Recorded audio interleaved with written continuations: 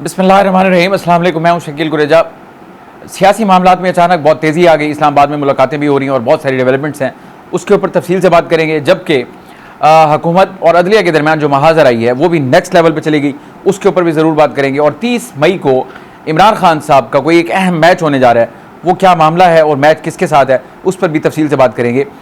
मैंने आपसे अर्ज़ की कि सियासत में अचानक बहुत ज़्यादा तेज़ी आ रही है, उसके मैं कुछ वाक़यात आपके सामने रख देता हूँ। आज और कल के दिन को आपके सामने रखता हूँ, फिर उस पर आपसे तफसील से बात करता हूँ कि ये तेज़ी जो है उसकी एक बुनियादी वजह भी है, वो भी आपके सामने रखता हूँ। तेज़ी कल की बात अगर की जाए तो कल सबसे पहले इमरान खान साहब के एक केस उनका ख़त्म हुआ इस्लामाबाद हाई कोर्ट से। ये एक बड़ी खबर थी, यानी केस पहली समात में ख़त्म हो गया, तो एक पॉजिटिव डेवलपमेंट थी टुवर्ड्स पाकिस्तान तहरीक इंसाफ। और कल की जो दूसरी बड़ी खबर थी वो थी रऊफ़ हसन साहब के ऊपर जो कातलाना हमला हुआ, वो उसने एक नई सूरत हाल को जन्म दे दिया। वो एक बड़ी डेवलपमेंट थी, उसका असर आज भी नज़र आया, उस पर बात करूँगा। तो ये हो गई कल की दूसरी। और कल के दिन के अंदर जो तीसरी बड़ी खबर थी वो थी रात गए चौधरी परवेज़ इलाही की रिहाई। चौधरी परवेज़ इलाही, आपको माजी याद है, पिछले कुछ अरसे के दौरान पाकिस्तान तहरीक इंसाफ का जो भी रहनुमा रिहाई उसकी होती थी तो दूसरे थाने की पुलिस किसी और मुकदमे में वहाँ मौजूद होती थी और वो उनको गिरफ्तार करके अपने साथ ले जाती थी।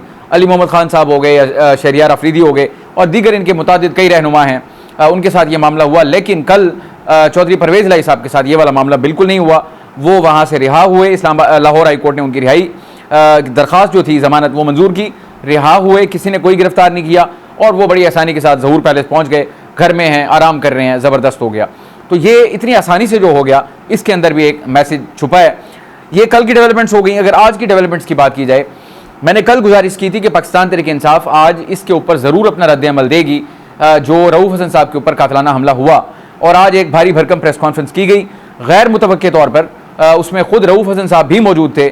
मुझे ज़ाती तौर पर तवक्को नहीं थी क्योंकि कट जो है ज़ख़म वो इस जगह के ऊपर है कि बोलना शायद मुश्किल हो, लेकिन उसके बावजूद वो आज खुद प्रेस कॉन्फ्रेंस में मौजूद थे और उनकी जानिब से गुफ्तगू भी की गई और बड़ी सख्त गुफ्तगू की गई। उनकी गुफ्तगू का नटशल ये है कि वो ये कह रहे हैं कि ये कोई ख्वाजा सरा नहीं थे, ख्वाजा सरा के रूप में कोई और लोग थे, लेकिन ये काम किसी और ने किया है। और वो एक लफ्ज़ इस्तेमाल करते हैं फ़र्द वाहिद, उसकी ख्वाहिशात पर सारा मामला ये वो सारा उन्होंने इल्ज़ाम लगा दिया। आप बखूबी समझते हैं कि उनकी क्या मुराद है और क्या मामलात हैं। उमर अयूब साहब ने भी वहाँ पे गुफ्तगू की और उमर अयूब साहब का ये कहना था, एक तो इसके ऊपर जुडिशल कमीशन बनना चाहिए। FIR जो दर्ज की गई उसको उन्होंने मुस्तरद कर दिया। उन्होंने कहा जी FIR बिल्कुल गलत बनाई गई है, पुलिस मामले को दबाने की कोशिश कर रही है। अब FIR जो दर्ज हुई थी बुनियादी तौर पर वो रऊफ़ हसन साहब की अपनी दरख्वास्त के ऊपर दर्ज हुई थाना अपारा में, और वो दरख्वास्त के ऊपर रऊफ़ हसन साहब के दस्तखत और अंगूठा मौजूद है। पुलिस का ये बयान इनकी प्रेस कॉन्फ्रेंस के बाद आया और उन्होंने इनके इल्ज़ामात को रद्द किया। उनका ये मौक़िफ़ है पुलिस का कि जो FIR हमने दर्ज की वो ख़ुद रऊफ़ हसन साहब की दरख्वास्त पे थी। जब वो दरख्वास्त उन्होंने दी तो इनके अपने वकला इनके साथ मौजूद थे और जो जो दफ़ात बनती थी उस दरख्वास्त के मुताबिक वो FIR में शामिल की गई हैं, लेकिन पाकिस्तान तहरीक इंसाफ ने उसको मुस्तरद कर दिया है और उनका मुतालबा है कि इसके ऊपर जुडिशल कमीशन तश्कील दिया जाए। ये तो आज की एक और अहम डेवलपमेंट थी। अलबत्ता जब रऊफ़ हसन साहब गुफ्तगू कर रहे थे तो जब उनके ऊपर गुजरी तो उनको तकलीफ़ का शायद ज़्यादा बेहतर अंदाज़ा हुआ कि उनकी पार्टी के जो रहनुमा और जो कारकुनान और जो लीडर्स या वो जेलें काट रहे हैं या वो पाबंद सलासल हैं या मुकदमात का सामना कर रहे हैं या वो अंडरग्राउंड हैं, तो उनकी तकलीफ़ का उनको ज़्यादा एहसास हुआ और वो जिक्र करते हुए रऊफ़ हसन साहब आपदीदा भी हो गए। आवाज़ उनकी भर आई। तकलीफ़ का एहसास यकीनन एक मुश्किल सूरत हाल है एक सियासी जमात के लिए। हर किस्म के दरवाजे अगर उनके ऊपर बंद हों तो तकलीफ़ का एहसास यकीनन एक नेचुरल अमल है और वो उनकी यानी इजहार जो है वो हो रहा है, तो ख़ुद भी तकलीफ़ का शिकार हैं। बहरहाल ये तो थी आज उनकी गुफ्तगू। आज की एक और बड़ी डेवलपमेंट जो हुई वो अक़वाम मुत्तहिदा का 5 रुकनी वफ़द जो है वो पहुँचा ये मरकज़ी सेक्रेटेरिएट पाकिस्तान तहरीक इंसाफ के इस्लामाबाद में और उन्होंने जाके रऊफ़ हसन साहब की इयादत की। ये पाकिस्तान तहरीक इंसाफ की बड़ी फ़तह है। उसकी वजह यह है कि जो कुछ उनके साथ अंदर हो रहा है, इनकी कोशिश ये है कि वो मामला, क्योंकि अंदर उनकी कहीं कोई सुनवाई नहीं हो रही, ये पाकिस्तान तहरीक इंसाफ का मौक़िफ़ है, तो आलमी बरादरी तक अपना पैगाम पहुँचाने के लिए अब इससे बेहतर क्या फ़ोरम हो सकता था कि अक़वाम मुत्तहिदा का 5 रुकनी वफ़द खुद चल कर उनके पास उनके सेक्रेटेरिएट में आया। और ख़बर के मुताबिक उस 5 रुकनी वफ़द के अंदर 3 जो अरकान थे वो न्यूयॉर्क ऑफिस से थे और 2 अरकान जो थे उनका ताल्लुक इस्लामाबाद ऑफिस से है। सो इसका मतलब ये है कि अब ये मामला इंटरनेशनली, ये इमरान खान साहब को क्रेडिट दें या उनकी कामयाबी कहें या जो भी कहें, कि जो मामलात इनके साथ हो रहे हैं वो उसको इंटरनेशनलाइज करने में कामयाब हुए हैं। फिर इसी यानी सेक्रेटेरिएट के अंदर एक और वाक़या हो गया, जबकि ये वफ्द वहाँ पे मौजूद था।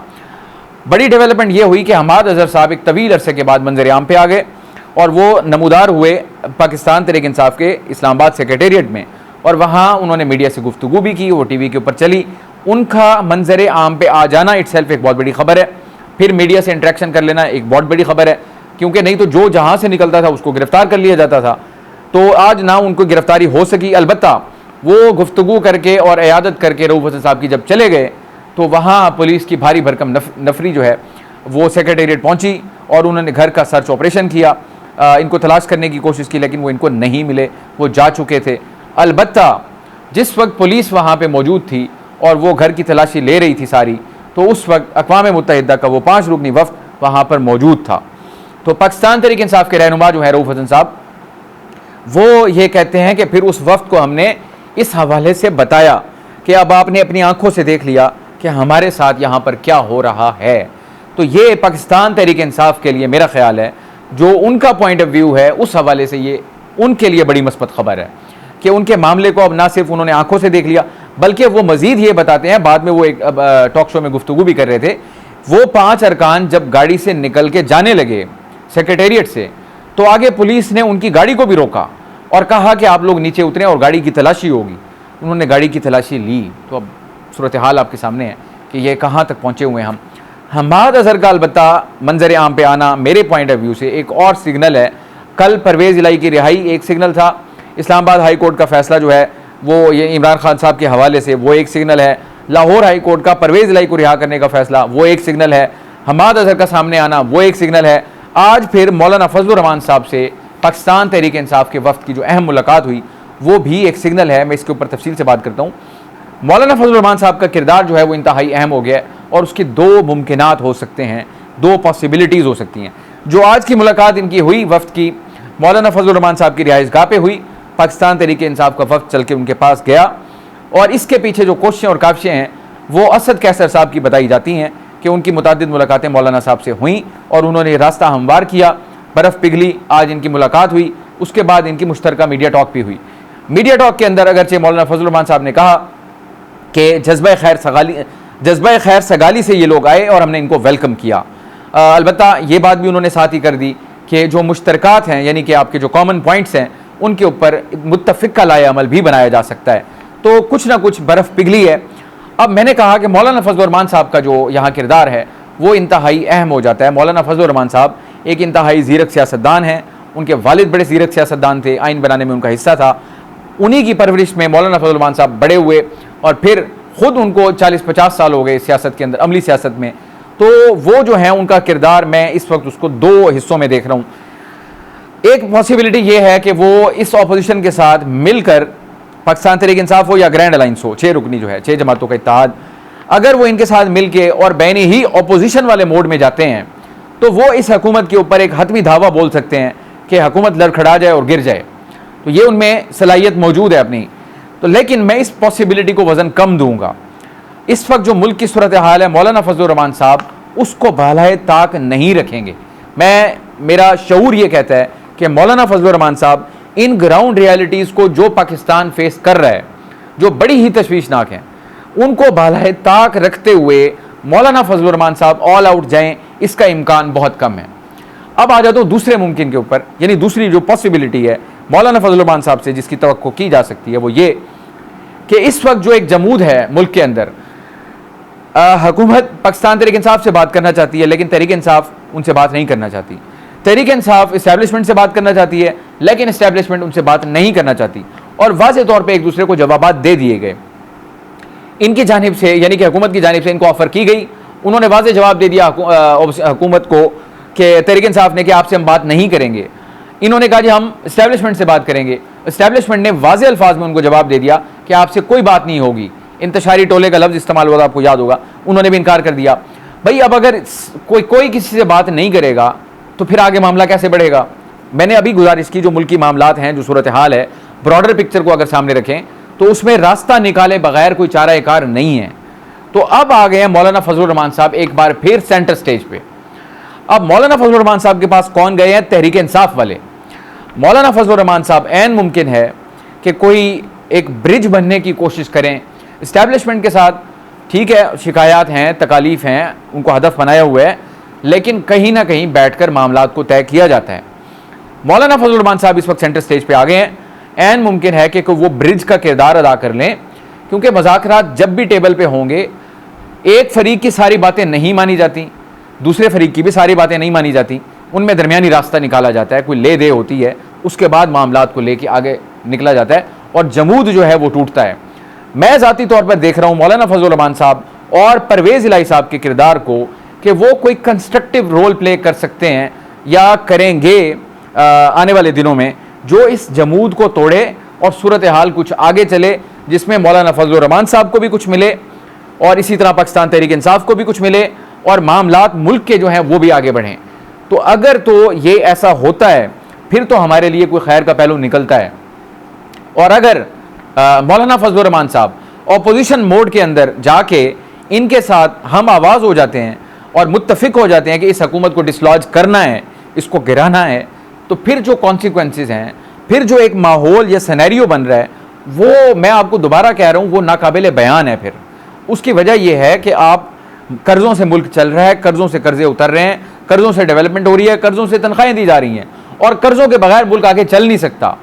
ये वज़ीर आज़म साहब के अल्फाज हैं, मैं नहीं कह रहा।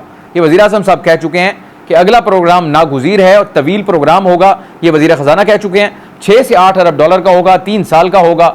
उसके लिए पूरी एफर्ट्स जारी हैं। मुज़ाकरात का एक दौर हो चुका। सऊदी अरब के साथ जो इन्वेस्टमेंट के मामलात हैं वो भी पाइपलाइन के अंदर हैं, तेज़ी से आगे बढ़ रहे हैं। उनका दौरा भी मुतवक्किल है वली अहद का। जुमेरात को वज़ीर आज़म साहब का इम्कान है कि वो शायद कतर जाएँ, वहाँ भी वो मामलात करने जा रहे हैं, फिर UAE।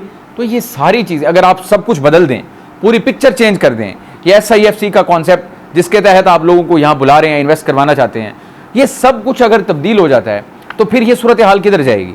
फिर मैं तो कम अज़ कम समझने से कासिर हूँ, सिवाय इसके कि तबाही होगी और तो कोई समझ नहीं आता। खाई में गिर गए आप, खाई की तरफ बढ़ ज़रूर रहे हैं, लेकिन ये ऐलान होगा कि खाई में गिर गए हैं, फिर यही सूरत हाल जन्म ले सकती है। मौलाना फजलुर रहमान साहब का किरदार बड़ा अहम है। मैं इसको इस पॉइंट ऑफ व्यू से ज़्यादा वेटेज दूंगा, ज़्यादा वजन दूंगा कि वो कंस्ट्रक्टिव रोल प्ले करके, यानी ऐसा गैर महसूस तरीके से इस जमूद को तोड़ने में किरदार अदा कर सकते हैं। तो मैं इसको इस पॉइंट ऑफ व्यू से देखता हूँ। मैं आता हूँ कि तेज़ी क्यों आई है इस वक्त। जो बिलखुसूस इमरान खान साहब का जहन है, इमरान खान साहब की जो हिकमत अमली है, मैं पहले इस पर वीडियो कर चुका हूँ। इमरान खान की जो स्ट्रेटजी है वो ये है कि उनको एक मौके का इंतज़ार है और वो मौका करीब है, वो बहुत ज़्यादा दूर नहीं है। वो है आपका बजट और IMF का प्रोग्राम, ये दो चीज़ें इकट्ठी हैं। उनको इस बात का यकीन है क्योंकि वो वज़ीर आज़म रह चुके हैं, वो हालात को, रिएक्शन को और जो असर आता है उसको वो जानते हैं। इसी वजह से वो जेल में बैठे हैं, काट रहे हैं सज़ा और डटे हुए हैं अपने मौक़िफ़ से, 1 इंच पीछे नहीं हट रहे। उनको पता है कि जब IMF का प्रोग्राम होगा, महंगाई का नया तूफ़ान आएगा, जो कि यकीनन आएगा, क्योंकि वो कंडीशंस है, वो अहदाफ हासिल करने हैं, वो इस्लाहात का एजेंडा जो है वो आपने नाफिज करना है। जब वो नाफिज होगा, मैं बता चुका हूँ, बिजली 5 से 7 रुपये यूनिट महंगी होने का इम्कान है। जुलाई के अंदर, अगस्त में जो बिल वसूल होंगे तो वो आपकी चीखें निकलवा देंगे। निकल तो आज भी रही हैं, लेकिन उसके बाद चीखें जो है वो आसमान को पहुँचेंगी। फिर कौम की एक गर्मी, फिर ऊपर से लोड शेडिंग, और उसके बाद इतने बड़े बिल जब होंगे। तो ये इमरान खान साहब की स्ट्रैटेजी है कि वो उस मौके का इंतज़ार कर रहे हैं। आज उन्होंने कह दिया, हमाद अज़हर ने, उन्होंने कहा जी रात मुझे इमरान खान साहब का पैगाम मिला कि तुम्हारा बाहर आने का टाइम हो गया और तुम आ जाओ। तो वो अपने कार्ड्स को बड़ी एहतियात से खेल रहे हैं इमरान खान साहब। अब देखना ये होगा मौलाना फजलुर रहमान साहब कोई किरदार अदा कर सकते हैं या नहीं कर सकते। मैंने कहा जल्दी क्यों आई सियासी, ये जो तेज़ी आ रही है उसकी वजह यह है कि बजट सर पे है, IMF का प्रोग्राम सर पे है, और इमरान खान साहब इसको एज एन अपॉर्चुनिटी देख रहे हैं कि यही वो मौका होगा कि hit the iron when it is hot, कि बजट के बाद सूरत हाल जो है वो इतनी तशवीशनाक हो जाएगी कि वो इस हुकूमत से कंट्रोल नहीं होगी, और वही मौका होगा जब हमने इसको आखिरी धक्का देना है। तो अब ये देखना होगा कि उससे पहले सूरत हाल जो है वो रुख क्या इख्तियार करती है। अगर तो आखिरी धक्का दे दिया गया तो फिर वो धक्का हुकूमत को नहीं होगा, वो धक्का कौम को लगेगा, और उसके असरात फिर आपको, हमें सबको फील करने पड़ेंगे। असरात क्या होंगे उस पर बात करना बड़ा मुश्किल काम है। बहरहाल आज की आखिरी खबर, इमरान खान साहब 30 मई को मैच खेलने जा रहे हैं। मैच क्या है आज उन्होंने ऐलान किया, साफियों से गुफ्तगू हुई, और आज उन्होंने एक दरख्वास्त और सुप्रीम कोर्ट में भेज दी। 30 मई की डेट आ रही है अगली समात की, जो नैब तरामीम का केस है। पिछली समात के ऊपर इमरान खान साहब का ख़त अदालत को मौसूल हुआ था कि वो पेश होना चाहते हैं, उनको वीडियो लिंक के ज़रिए पेशी की इजाज़त मिल गई। अब उनकी दरख्वास्त चली गई है कि कि वो ज़ाती हैसियत में वहाँ पे पेश होना चाहते हैं ताकि वो अपने मौक़िफ़ को वहाँ पेश कर सकें। और वो जब सहाफ़ियों ने गुफ्तगू की बात हुई उनसे, तो सहाफ़ी ये बताते हैं कि वो इस हवाले से बड़े एक्साइटेड थे जब उन्होंने ये कहा कि वो 30 मई को उनका मैच होने जा रहा है, तो उनके जहन में खाका मौजूद है। अगर उनको वहाँ आने की इजाज़त मिली तो एक यकसर नई सूरत हाल होगी, और अगर उनको वीडियो लिंक के ज़रिए भी मिली और बोलने का मौका मिल गया तो फिर एक बड़ी नई सूरत हाल जन्म ले सकती है, जिसको इमरान खान साहब कह रहे हैं कि 30 मई को वो मैच खेलने जा रहे हैं। बहरहाल मैंने इसका भी जिक्र किया था महाजराई का। आज सेनेट के अंदर जो महाजराई यानी एक कदम और आगे चलेगी वो थी कि आज बड़ी बड़ी सख्त तकारीर हुई। कल भी सेनेट का इजलास था, फैसल वाउडा ने बड़ी लंबी तकरीर की और हदफ जो था वो थी सेनेट ये जजेस यानी वो मुख्तलिफ जजेस की उन्होंने बात की, कुछ के नाम भी लिए, कुछ के डॉक्यूमेंट्स भी दिखाए, बहुत सारी बातें की, यानी हदफ उनका जो था वो अदलिया थी। और फिर आज फैसल सब्जवारी साहब जो कि MQM से हैं, सेनेटर हैं, उन्होंने गुफ्तगू की, हदफ उनका जो था वो अदलिया थी। और फिर इसी तरह तलाल चौधरी साहब जो कि नून लीग से ताल्लुक़ रखते हैं, सेनेटर हैं, उनका हदफ भी अदलिया ही थी। तो हाथ जोड़ के कहा उन्होंने कि अब अदलिया बस कर दे। ये जो महाजराई है वो आगे क्या शक्ल और क्या रुख इख्तियार करेगी, क्योंकि अब इनको ये इम्यूनिटी तो हासिल है कि वो सेनेट के अंदर फ्लोर ऑफ द हाउस पे बात कर रहे हैं, तो उसको कोई चैलेंज भी नहीं कर सकता और उस पर कोई बात नहीं हो सकती। लेकिन ये एक किस्म के टैक्टिक्स हैं जो जजेस के ऊपर दबाव बढ़ाने के लिए इस्तेमाल हो रहे हैं। अब देखना ये होगा आने वाले दिनों में जजेस जो है वो इस चीज़ को कैसे रिस्पॉन्ड करते हैं। इन तमाम मौज़ूआत पे आने वाले दिनों में आपसे बात करते रहेंगे। आज के लिए इतना ही। आप हमारी वीडियोज़ को लाइक कर सकते हैं, चैनल को ज़रूर सब्सक्राइब करें और अपना फीडबैक कमेंट के ज़रिए आप हमारे साथ शेयर कर सकते हैं। आपसे इंशाल्लाह कल मुलाकात होगी। इजाज़त दीजिए, अल्लाह हाफ़िज़।